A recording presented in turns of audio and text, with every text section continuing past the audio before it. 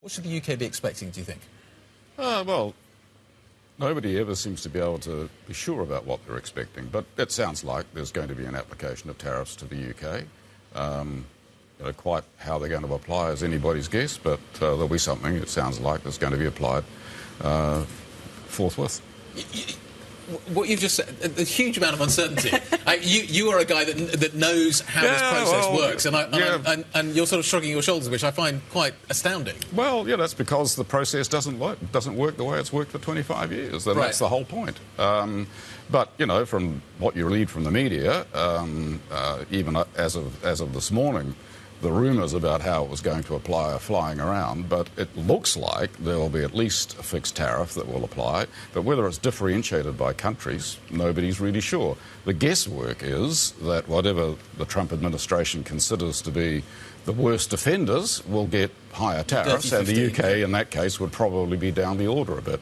But as I say, it's anybody's guess. Nothing's been signalled very clearly. I mean, it might have been signalled to the PM in his call, but obviously if it was, nobody's going to let on. And frankly, the way things work in Washington these days, whoever might have said it to him, if it was the president, might change his mind. So, there it goes. Sorry, I'd love to be able to give you certainty. And if I had that certainty, I wouldn't be telling you anyway. I'd be profiting from it myself. But no, I don't think so. Well, uncertainty out of D.C., but what about the response from London? There's a big question here about what levers can be pulled from the UK, from the European Union, from other trade partners as well. What does the UK have to offer should it come down to it? Well, it can...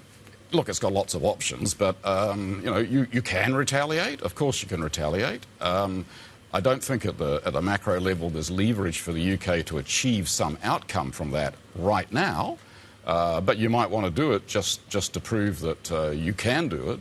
You can also do it surgically, which affects certain parts of trade.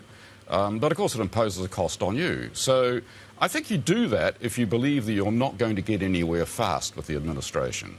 That would be my judgment. And at the moment, all the mood music is that, OK, he's going to apply these tariffs, but there's going to be a genuine negotiation. If that's true, and the government believes that that's true, then, you might well hold off any prospect of retaliation until you test that more seriously. Leverage-wise, there's a certain commercial importance to the United Kingdom. We're still a G7 economy, and there are economic interests in having a degree of stability with us in our trade, and US business will want that as well. He's not completely closed to that. Plus, you could do a reasonably good deal with the United Kingdom that would be a model for others. And I think we're more disposed to doing that than some other countries. So if he wants to leverage other larger economies, he might well be able to say, look, and the Brits are doing this, and therefore this is the kind of model we want to follow. So you have those kinds of advantages. And the relationship with the US, beyond the trade and economic side of things, is rather unique. I mean, you don't want to over-exaggerate how unique that is, but there seems to be, defence and strategic considerations that would be positive. You don't kind of commercialise them in a kind of dollarisation way, but, I mean, it certainly affects the readiness to deal with us. You talk about the fact that a roadmap of 20, or the experience of last 25 years is not necessarily a roadmap of what to come. But historically, we have seen the UK get certain carve-outs when it comes to defense and other kind of realms. Is there a possibility of carve-outs, do you think, from this administration?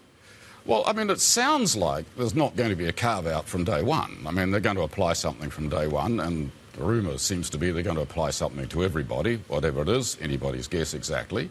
So the question is you'll have to negotiate your way out of it subsequently. Now, I wouldn't call something you negotiate thereafter as a carve-out. I think it would basically be a deal which means that those tariffs, or the bulk of them, are removed. From the sounds of it, and you have no way of really being sure, from the sounds of it, whatever that negotiation is will not be an old-fashioned goods trade negotiation, nor will it even be a reasonably up-to-date goods and services negotiation.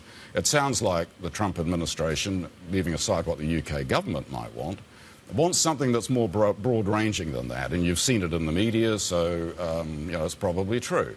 And they talk about value-added taxes, they talk about digital services taxes, Goodness knows by the time we finish, the kitchen sink will probably be in there as well. But I think it will be a broader negotiation. And from the UK side, it would seem to me that there are a lot of interests the UK has that the United States might be uncomfortable with, and the US should have its own interest in that. So that will probably take a bit more time. I mean, I don't think you're going to do that on a wet Sunday afternoon somewhere on the outskirts of London. Can I ask about the VAT? President Trump clearly doesn't like VAT in Europe, in the UK, the rest of the 80% of the world where it applies. So what should the stance be there? It seems unlikely, does it, that any jurisdiction is going to rewrite its VAT rules based on US objections? So what's the stance? Well, I find it hard to believe, but then again, I find lots of things that are happening at the moment rather hard to believe. But I don't think so.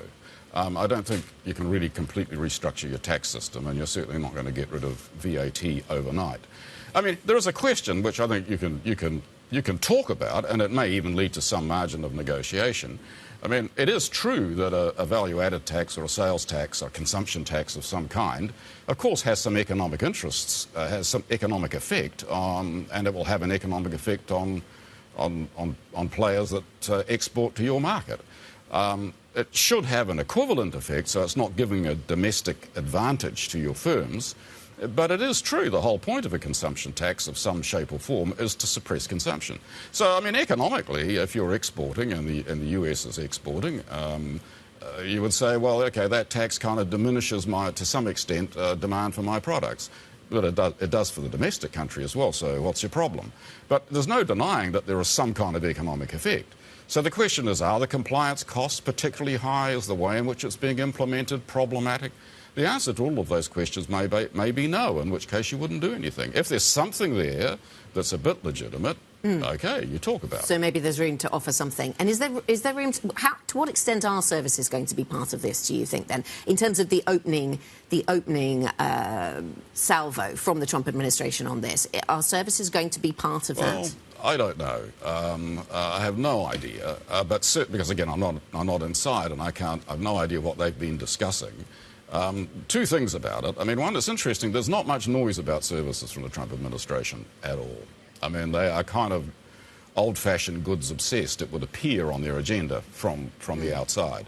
From the UK's point of view, if you were going to deal with the United States bilaterally on trade, then of course services will be a huge part of what you would be interested in. I find it extraordinary that the US would not be, if that was the case.